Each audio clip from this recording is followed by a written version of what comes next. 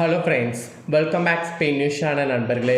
இன்றைக்கி இந்த வீடியோவில் ஒரு முக்கியமான ஒரு ஹாட் நியூஸ் ஆனது இப்போ வெளியாகிருக்கு. ஸோ என்ன ஹாட் நியூஸ் அப்படிங்கிறது வாங்க பார்க்கலாம். மூடப்பட்ட டாஸ்மாக் கடைகள் இருக்குல்ல, அதனால் அந்த ஊழியர்கள் பெரும் கஷ்டத்தில் இருக்கிறாங்க.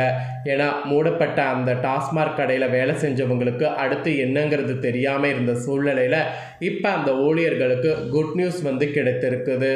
ஆமாங்க, முதலமைச்சர் விஜய் அவர்கள் அதிரடி உத்தரவு ஒன்று பிறப்பித்திருக்கிறாரு. இந்த உத்தரவு தான் இப்போ சமூக வலைத்தளங்களில் வெளியாகி ட்ரெண்டிங்கில் போயிட்டுருக்கு. அப்படி என்ன விஜய் அவர்கள் அதிரடி உத்தரவு பிறப்பித்திருக்காரு அப்படிங்கிறது தான் இப்போ இந்த வீடியோவில் சொல்ல போகிறேன். சரி வாங்க, அது என்ன அப்படிங்கிறத இப்போ இந்த வீடியோவில் அதிரடியாக டீட்டெயில்டாக ஷேர் பண்ணுறேன். டாஸ்மாக் கடைகளை மூட உத்தரவிட்ட விஜய், அதற்கு பிறகு நிறைய பேர் பார்த்திங்கன்னு வச்சுக்கோங்களேன், வேலை இல்லாமல் கஷ்டப்பட்டாங்க. அதாவது டாஸ்மாக் கடைகள் மூடப்பட்டதுக்கு பின்னாடி அங்கே வேலை செஞ்ச ஊழியர்களுக்கு அடுத்து என்னன்னு தெரியாமல் ரொம்ப கஷ்டப்பட்டுட்டு இருந்தாங்க.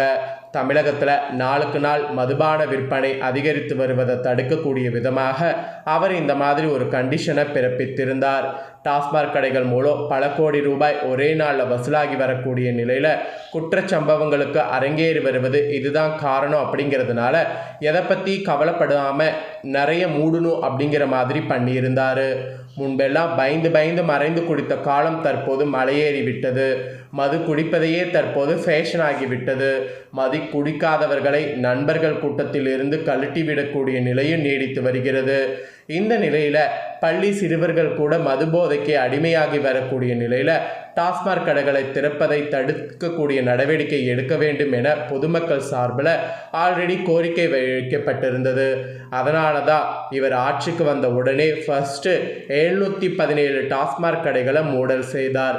அதுவும் பேருந்து நிலையம், ஸ்கூலு, அப்புறம் கோவில், மக்கள் அதிக நடமாட்டம் இருக்கக்கூடிய பகுதிகளில் இருந்த டாஸ்மாக் கடைகள் உடனே மூட உத்தரவு பிறப்பிக்கப்பட்டிருந்தது.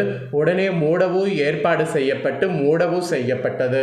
அந்த வகையில் தமிழகத்தில் தற்போது சுமார் 4000க்கும் மேற்பட்ட டாஸ்மாக் கடைகள் உள்ள நிலையில் 717 டாஸ்மாக் கடைகளை மூட தமிழக முதலமைச்சர் விஜய் உத்தரவிட்டிருந்தார். குறிப்பாக பள்ளி, பேருந்து நிலையம், வழிபாட்டு தலங்கள் இதெல்லாம் 500 மீட்டர் தூரத்திற்குள்ள கடைகளை மூடப்பட்டு வந்துட்டுருக்கு.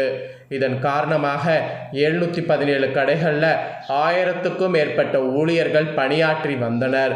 அந்த ஊழியர்களுக்கு வேலை இழக்கக்கூடிய நிலையானது உருவானது. இந்த நிலையில தான் இவங்களுக்கு மாற்றுப்பணி வழங்க முதலமைச்சர் விஜய் அவர்கள் உத்தரவை பிறப்பித்திருக்கிறாரு. இதுதான் இப்போ டாஸ்மாக் ஊழியர்களிடையே ஒரு மகிழ்ச்சியை ஏற்படுத்தியிருக்கு. இந்த நிலையில் மதுபான சில்லறை விற்பனை கடைகள் தமிழக அரசின் அடிப்படையில் மூடப்பட்ட மதுபான கடைகளில் பணிபுரியக்கூடிய சில்லறை விற்பனை பணியாளர்களை பணி நியமனம் தொடர்பாக சுற்றறிக்கை அனுப்பிடப்பட்டிருக்கு. அதில் தமிழக அரசு கல்வி நிலையங்கள், பேருந்து நிலையங்கள், வழிபாட்டு தலங்கள் அருகே உள்ள 717 கடைகளில் இந்த உத்தரவு பிறப்பிக்கப்பட்டிருக்கு. இதில் மூடப்பட்ட கடைகளில் பணிபுரிந்த கடை பணியாளர்களை பணிமூப்பு அடிப்படையில் பட்டியல் தயார் செய்து மூடப்பட்ட கடைகளுக்கு அருகில் உள்ள மதுபான சில்லறை விற்பனை கடைகளில் விற்பனை கூடுதல் ஏற்படக்கூடிய மதுபான கடைகளில் மூடப்பட்ட கடை பணியாளர்களை பணிமூப்பின் அடிப்படையில் பணி நிரப்பிட செய்யப்பட வேண்டும் என தெரிவிக்கப்பட்டுள்ளது. அதாவது இந்த இடத்துல நான் கரெக்டாக உங்களுக்கு சொல்லிடுறேன். பணி பார்த்திங்கன்னு வச்சுக்கோங்களேன், நீக்கப்பட்டிருக்கிறாங்கல்ல, அவங்களுடைய பணி பக்கத்தில் வேறு என்ன கடை இருக்கோ அந்த கடையில் அவங்களுக்கு பணி நியமனம் செய்ய ஏற்பாடு செய்யப்பட்டு வருவதாக தகவல்கள் தற்போது வெளியாயிருக்கு.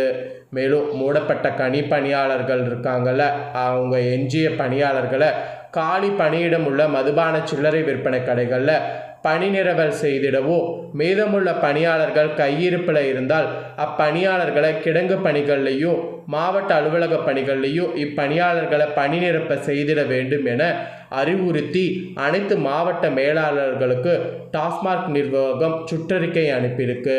ஸோ இந்த ஒரு நியூஸ் தான் தற்போது சமூக வலைத்தளங்களில் வெளியாகி டாஸ்மாக் ஊழியர்களிடையே சந்தோஷத்தை ஏற்படுத்தியிருக்கு. ஏன்னா அவங்களுடைய வாழ்வாதார போயிடுச்சே அப்படிங்கிற மாதிரி கஷ்டப்பட்டு அவங்க வேண்டுகோள் விடுத்த இந்த சமயத்தில் முதலமைச்சர் விஜய் அவர்கள் அதிரடியாக இந்த உத்தரவை பிறப்பித்திருக்கிறது இப்போ அவங்களுக்கு மகிழ்ச்சியை ஏற்படுத்தியிருக்கு. ஸோ இதை பற்றிய உங்களுடைய கருத்துக்கள் என்ன அப்படிங்கிறத கமெண்ட் பண்ணுங்கள். டாஸ்மாக் கடைகளை மூட உத்தரவு பிறப்பித்திருந்தாலும் ஊழியர்களுக்கு கஷ்டம் இல்லாமல் அடுத்து அவங்களுடைய வேலையையும் கரெக்டாக செட் பண்ணும் அப்படிங்கிற மாதிரி விஜய் அவர்கள் பண்ண இந்த செயல் உங்களுக்கு எந்த அளவுக்கு பிடிச்சிருக்கு அப்படிங்கிறத கமெண்ட் பண்ணுங்கள். அதோடு இந்த செயல் பற்றிய உங்களுடைய கருத்து என்ன அப்படிங்கிறதையும் கமெண்ட் பண்ணுங்கள்.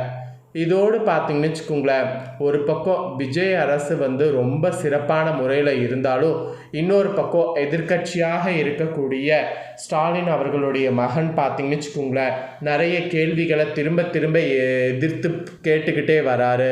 அதாவது 12 நாட்களில் 30 கொடூர குற்றங்கள், சட்டம் ஒழுங்கு கேள்விக்குறியாக இருக்கே, விஜய் அரசு என்ன செய்கிறது அப்படிங்கிற மாதிரி உதயநிதி அவர்கள் கேள்வியை விளாசி இருக்கிறாரு. அவர் விளாசனை இதுவும் சமூக வலைத்தளங்களில் வெளியாகி இதுவும் வைரலாக ஒரு பக்கம் போயிட்டுருக்கு. கோவை அருகே சூலூரை அடுத்த ஒரு கிராமத்தை சேர்ந்த 10 வயது சிறுமி தனது பெற்றோருடன் வசித்து வந்தாங்க. அந்த சிறுமி நேற்று முன்தினம் மாலையில் கடைக்கு சென்றிருக்கின்றனர். அதன் பின்னர் அவர் வீடு திரும்பவில்லை. இது குறித்து சிறுமியின் பெற்றோர் காவல் நிலையத்தில் அளித்த புகாரின் அடிப்படையில் வழக்கு பதிவு செய்து போலீசார் தீவிர விசாரணை மேற்கொண்டனர். இந்த சூழலில் சூலூர் அருகே கண்ணம்பாளையம் குளத்தின் கரையோரம் முட்புதாரில் நேற்றிரவு சிறுமி சடலமாக மீட்கப்பட்டார். சிறுமி 2 பேரால் கடத்தப்பட்டு கொலை செய்யப்பட்டு உடல் முட்புதாரில் வீசப்பட்டிருக்கு. இந்த சம்பவம் இப்போ தமிழகத்தையே உலுக்கியிருக்கு. சிறுமியல் பாலியல் வன்கொடுமை செய்யப்பட்டு கொல்லப்பட்டாரா என்பது உடற்கூறாய்வின் முடிவில் தெரிய வரும். இந்த சம்பவம் தொடர்பாக கார்த்திக், மோகன்ராஜ் ஆகிய 2 பேரை காவல்துறையினர் கைது செய்தனர். இதைத் தொடர்ந்து கைதான மோகன்ராஜ் இவங்களாம் நீதிபதி முன் ஆஜர்படுத்தப்பட்டனர். அவரை 27ஆம் தேதி வரை நீதிமன்ற காவலில் வைக்க நீதிபதி உத்தரவிட்டார். இந்த நிலையில் எதிர்க்கட்சி தலைவர் ஸ்டாலின் இந்த சம்பவத்திற்கு கடும் கண்டனம் தெரிவித்துள்ளார். இது குறித்து தனது எக்ஸ் பக்கத்தில் பதிவிட்டுள்ள அவர், கோவையில் 10 வயது சிறுமி கடத்தி கொலை செய்யப்பட்டுள்ள சம்பவம் பெரும் அதிர்ச்சி வேதனையை ஏற்படுத்தியிருக்கிறது. இந்த கொலை சம்பவத்துக்கு உண்மையான நீதி வேண்டும் என்ற குரல் எல்லா பக்கமும் ஒலிக்கிறது. இந்தியா முழுவதும் அதிர்வலைகளை ஏற்படுத்தியிருக்கக்கூடிய இந்த கொடூர சம்பவத்தை கண்டித்து கோவை மக்கள் விடிய விடிய போராட்டம் நடத்துகிறார்கள். இந்த மிருகத்தனமான செயலை செய்த உண்மை குற்றவாளிகளுக்கு கடுமையான தண்டனையை விரைந்து பெற்றுத்தர வேண்டும். இந்த இக்கட்டான நேரத்தில் சிறுமியின் பெற்றோருக்கு ஆறுதல் தெரிவிப்பதோடு கழகம் அவர்களுக்கு துணையாக நிற்கும் என்பதை தெரிவித்துக் கொள்கிறது. புதிய அரசு பொறுப்பேற்றதிலிருந்து 12 நாட்களில் பாலியல் வன்கொடுமை, அப்புறம் கடத்தல், ரவுடிகள் தாக்குதல், ஆளுங்கட்சியினருடைய அத்துமீறிய அராஜகம், தற்போது கோவை சிறுமி கடத்தி கொலை உள்ளிட்ட 30க்கும் மேற்பட்ட பெரிய நிகழ்வுகள் செய்திகளாகவே வந்து கொண்டிருப்பது மாநிலத்தில் சட்டம் ஒழுங்கை கேள்விக்குறியாக்கி உள்ளது.